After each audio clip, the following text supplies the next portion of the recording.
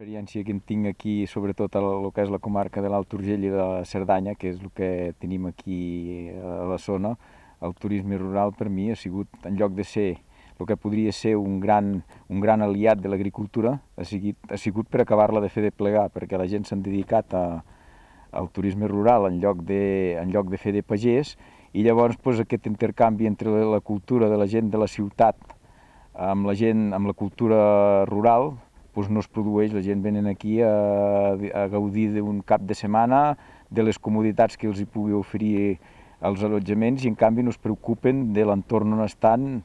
La gran majoria no es preocupen de l'entorn on estan, ni el coneixen, ni saben l'impacte que la seva estància pot afavorir.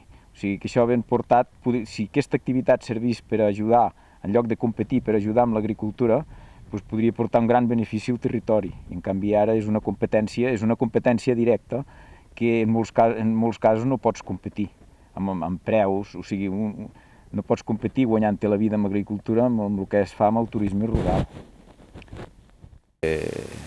La pagesia és la que produeix els aliments de tota la societat.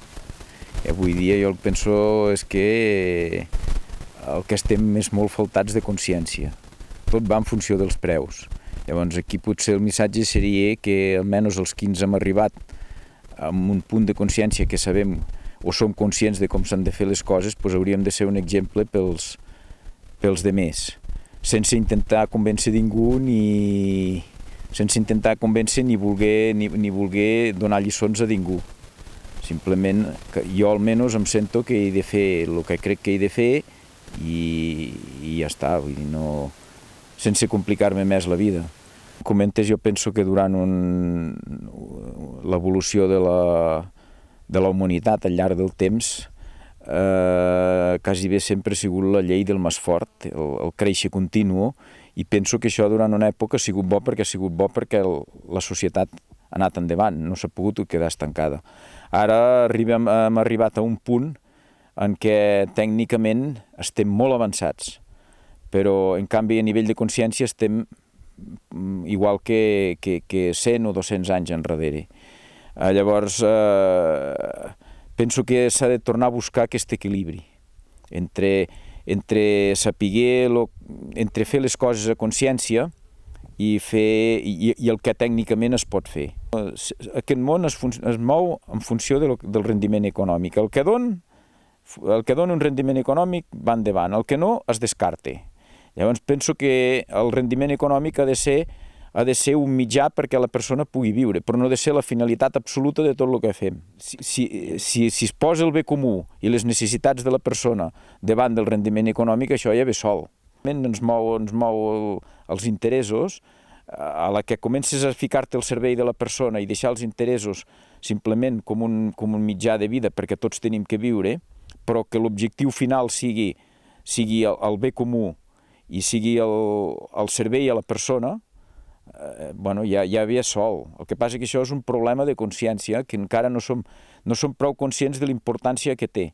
I realment les persones, amb el nostre consum, amb la forma de com podem consumir, comprar una cosa o comprar una altra, podem decidir fer un món millor o fer un món pitjor. Hi hagués una cooperació entre uns i altres i una forma de compartir els mitjans de què disposem precisament per aquesta finalitat, per un bé comú que a la vegada ens permetés a tots poder subsistir econòmicament, que jo penso que no és gens difícil, només seria tindre la consciència de com s'haurien de fer les coses. El que passa és que ens deixem influenciar massa pels mitjans de comunicació que et venen una imatge falsa del que és la realitat.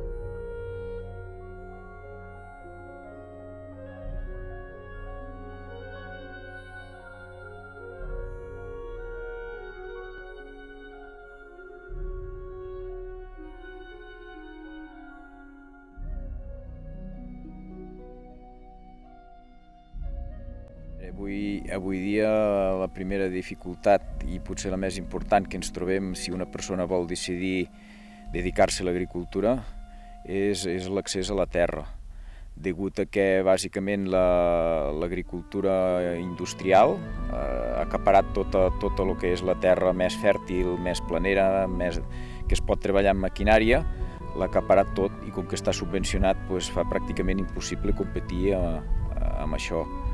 Llavors jo penso que en el futur una cosa que seria molt interessant o que es veuran obligades les futures generacions és a canviar el que ara entenem com a propietat de la terra.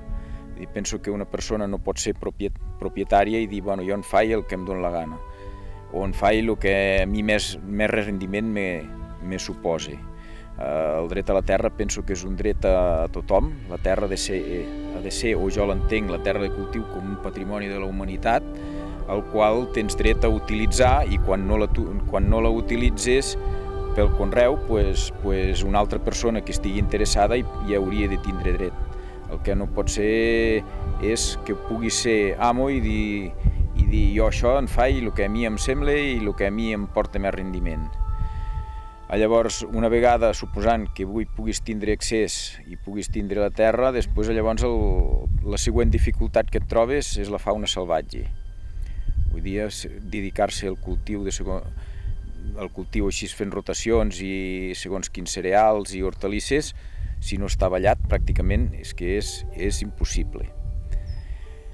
Llavors, tot això és un inconvenient afegit, sempre són despeses, feina i un inconvenient bastant important.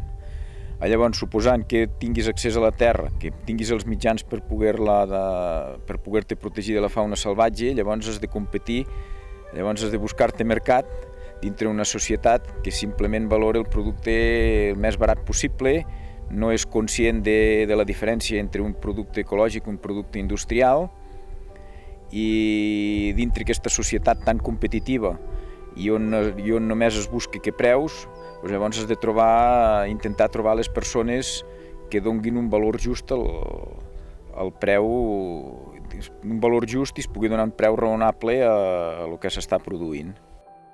Perquè el producte pogués arribar al consumidor final a un preu just, sense ser excessivament car, hauríem de partir de la base al revés de com se fa amb agricultura industrial, que es parteix d'un preu base completament ridícul, que no cobreix ni gastos. Llavors necessitem una agricultura subvencionada perquè si no el productor no pot viure, i industrialitzada perquè si no es pot produir en grans quantitats, com que el marge és tan petit no dona per viure, hauríem d'establir un altre tipus de valoració de preus, de que el productor, sense tindre una gran producció industrial amb el que ell pot arribar al seu abast, valorar-li a un preu just. I llavors, perquè no arribi al consumidor final a un preu excessivament car, es té que escurçar el que és el circuit el desplaçament d'aquest producte i tots els intermediaris que hi hagi intermig. Si pot ser directe entre productor i consumidor, molt millor, i a la vegada afavoreix el coneixement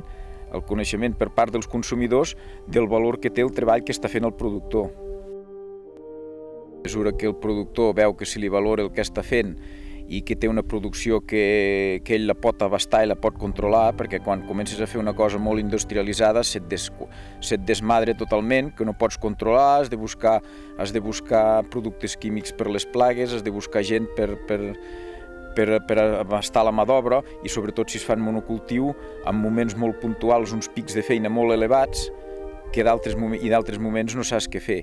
En canvi, si diversifiques una mica la producció i que es vagi repartint, de forma que es vagi repartint la feina durant tot el període de l'any, diversos productes que una plaga o una sequera o una glaçada no afectin tota la producció, i sobretot quan el consumidor final coneix i valora el que està fent el productor, no estàs obligat a fer una producció tan industrial i treballes amb uns marges més amplis per la producció que tens, que et permet viure i ser autònom. Ara, perquè això s'arribi a portar bé a terme avui dia, fa falta molt coneixement i molta consciència per part de la societat en general, que valori el fet de conrear la terra, no el fet d'explotar-la com s'està fent amb agricultura industrial amb monocultius. La solució a això seria tornar a trobar l'equilibri, no diré en contra el progrés, però sí equilibrar el progrés en favor de la persona. Tornar a fer les coses com s'hi feien, tornar a produir uns cultius seguint el ritme de la naturalesa. Una planta si necessita un mes o 2 mesos per produir-se, no la pots fer en 15 dies. Un animal, si necessita un any per a engreixar-se, per a créixer, no el pots fer créixer en mig any. Tots aquests desequilibris que hem produït l'home en funció del rendiment, seria tornar a trobar l'equilibri entre el que es feia antigament per necessitat, adaptat en el progrés d'avui dia, per aconseguir, seguint els propis ritmes de la naturalesa, adaptar el progrés a que això es pugui tornar a fer com s'hi feia abans, no per necessitat, sinó perquè és l'única forma. La naturalesa no la podem manipular, té que fer el seu procés natural. El problema que també podem tenir afegit és l'excessiva producció de carn al primer món, que està mermant els recursos de l'agricultura, sobretot al tercer món, ja que molta proteïna de la que s'utilitza aquí procedeix de països molt llunyans. A veure, en general, al primer món es menja massa de tot. No solament proteïna, de porqueries, i es menja massa de tot. Es consumeix massa. Fem un consum insostenible. Mentre en altra part del món estan passant gana i falta de recursos de tot tipus. A veure, mentre aquí es despilfarra, als altres llocs falta de tot. I moltes vegades, és que perquè nosaltres anem farts, els altres han de passar gana.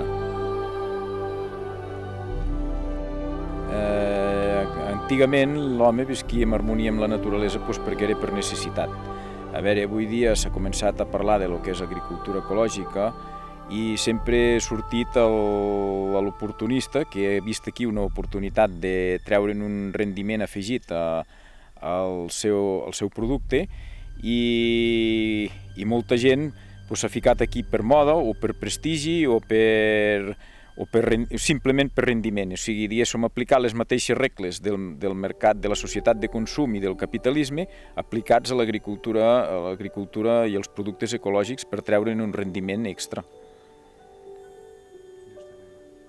Això tornem a lo de sempre, és falta de consciència de gent que sense escrúpols que ha vist aquí una oportunitat de negoci i la tira endavant, i ha vist aquesta com podia haver vist qualsevol altra. Això, la solució simplement és que nosaltres predicar amb l'exemple i intentar veure si amb el nostre exemple prenen consciència, perquè això fins que la societat no hagi pres consciència de la conseqüència dels seus actes, desgraciadament no hi podem fer gran cosa. Jo com a pagès ja estic plantant diferents varietats de cereals, diferents varietats de patates, lleguminoses, i de fet com més varietat i com més biodiversitat, molt millor per la terra i per mi per la feina que va distribuïda més al llarg de tot l'any. Llavors, com a persona, també el que voldria plantar i hauríem de plantar i cultivar entre tots, sobretot és molta més consciència i responsabilitat a l'hora de fer les coses i més sentit comú.